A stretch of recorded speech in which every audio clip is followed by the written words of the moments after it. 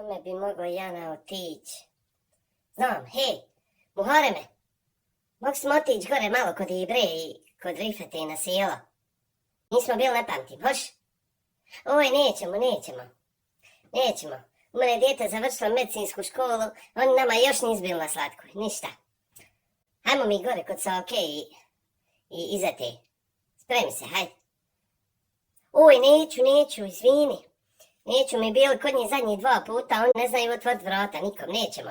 Nego aj ti se spremi, uzmite čiste čarape, skidajte u smrđeli, hajmo mi gore kod Munire i Osmana.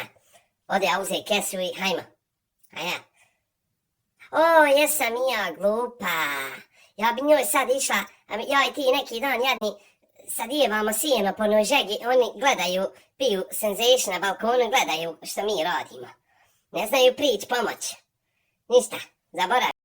Ma znaš šta, odo ja nama zal tam kahvu, a ti nama noć tam Elif pusti i da mi sjedimo ovdje i nećemo mi nikud.